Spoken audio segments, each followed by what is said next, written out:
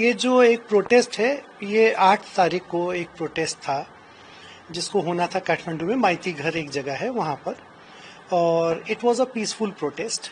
और इसमें कोई भी ऐसी बात नहीं थी, कोई भी पॉलिटिकल पार्टीज इन्वॉल्व नहीं थी इसमें।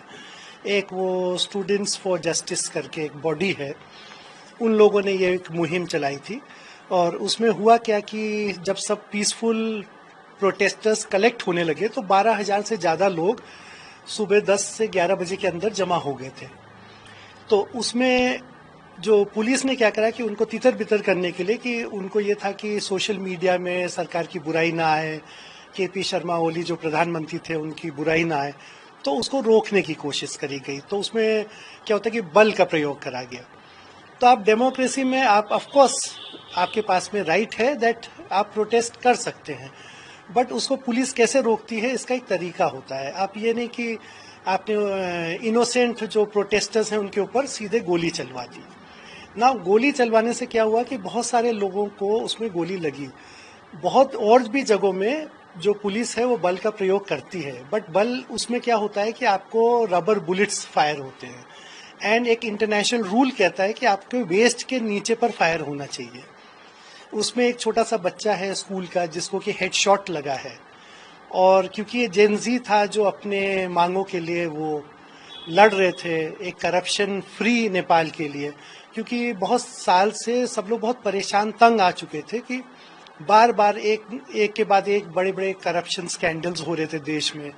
और जो पहले के नेता थे और आज के नेता में बहुत अंतर आ गया। आज एवरीथिंग जो है वो पैसे के बल पर हो रहा था, कि करप्शन बहुत ज़्यादा लाज था, और कंट्री काफ़ी पैसा कमा भी रहा है, बहुत अच्छा बिजनेस भी चल रहा है, बहुत अच्छा टूरिज्म भी चल रहा है, फिर भी लोग गरीब हो रहे हैं, फिर भी उनको नौकरियां नहीं मिल रही है। और आपको मैं जो एक स्टैटिस्टिक्स बताऊं कि उसमें 2,000 से ज़्यादा नेपाल के लोग पर डे बाहर जाते हैं विदेश में काम करने, and total 40 lakh registered Nepal के लोग हैं जो विदेशों में वेरियस यूरोपियन अमेरिकन सब कंट्रीज में वर्क करते हैं। बहुत से लोग बहुत अच्छे पोस्ट में भी हैं, एंड वेरी गुड पोस्ट। तो आप अगर एकदम से सोशल मीडिया साइट्स को बैन कर देंगे तो उनका जो संपर्क है अपने परिवारों से, बहुत सारे दुर्गम क्षेत्र में रह रहे हैं, तो वो सब कट हो जाता है। तो it was uncalled for situation कि ये तो एक डेमोक्रेसी है ना, आप तो आंसरेबल हैं टू द पीपल। आप ये नहीं कि मन मर्जी से जो चाहें आप वो चलाने लगे। और मुझे तो बड़ा अजीब लगा जब एक प्रधानमंत्री का मैंने एक वक्तव्य सुना कि 20 साल की उम्र में शादी कर लो, 30 साल में अपना सेटल हो जाओ, रह लो। when people should be talking about jobs है, एम्प्लॉयमेंट है, डेवलपमेंट है, ये सब। तो इसी दौरान ये कोई भी चीज एकदम से नहीं हुआ है। ये एक कहना चाहिए सिचुएशन था जो बहुत टाइम से डेवलप हो रहा था, और बार बार लोग इसको उठा रहे थे, लेकिन जो करप्ट नेता है उनके कान में इसका सिचुएशन का कोई वो कुछ ठीक से करने को तैयार ही नहीं थे। तो अल्टीमेटली ये देखिए, आपने जो देखा कि नेता जो करप्ट पॉलिटिशियंस हैं वो दौड़ा दौड़ा के मारे जाने लगे, बिल्डिंगें फूंक दी गई। तो ऑफ कोर्स देखिए, जो हिंसा होता है उसको कोई भी सपोर्ट नहीं करता है, and I will also not support any जो हिंसा हो रही है। बट ये है कि जब आदमी में गुस्सा होता है तो नेचुरली बहुत सारे एक्सेसेस हो जाते हैं, और जो पार्लियामेंट बिल्डिंग भी जला दी गई, राष्ट्रपति भवन जला दिया गया, बहुत सारे जो नेताओं के घर, क्योंकि उन्होंने कल रात को एक वो अपना इंफॉर्मेशन दिया था कि जितने भी जो करप्ट नेता हैं उनको हम पकड़ पकड़ के उनके घर उनको पीटेंगे और उनको जला देंगे। आपकी फैमिली से भी अभी भी कुछ लोग हैं जो पॉलिटिकली? यस, हमारे फैमिली में बहुत सारे लोग हैं। I come from a active political family, and वो क्लीन इमेज के लोग हैं। वो कोई भी ऐसा नहीं है कि हमारे फैमिली में किसी को कोई इफेक्ट नहीं हुआ है, एंड हम लोग का बहुत क्लीन इमेज है। आप अगर वो सेवरल गवर्नमेंट के टॉप फंक्शनरीज हैं, गवर्नमेंट में भी हैं, पॉलिटिक्स में भी हैं, और क्या कहते हैं, मैं किसी एक नाम को स्पेसिफिक नहीं लेना चाहूँगा, but yes there are plenty of people और they enjoy a clean image. और जैसे मेरे ग्रैंडफादर का है, उनका नाम एक तो बहुत क्लीन, एंड जैसे कि भारत में लाल बहादुर शास्त्री का जैसे कहते हैं उस टाइप का एक क्लीन इमेज है। उनके नाम से हाईवेज बनाए जा रहे हैं। अभी यहाँ बॉर्डर में जो इंडिया नेपाल को लिंक करने वाली रोड है वो उनके नाम से करी जा रही हैं। वहाँ पर अभी स्टैचू लगाया जा रहा है, बिकॉज एवरीबडी नोज कि किसने क्या करा है। तो यही है कि जो करंट लॉट ऑफ पॉलिटिशियन जो अभी पिछले कहना चाहिए कि 10-15 साल से जो एक्टिव पॉलिटिक्स में हो रहा था, तो वो आई वुड नॉट से कि सब पॉलिटिशियन खराब हैं।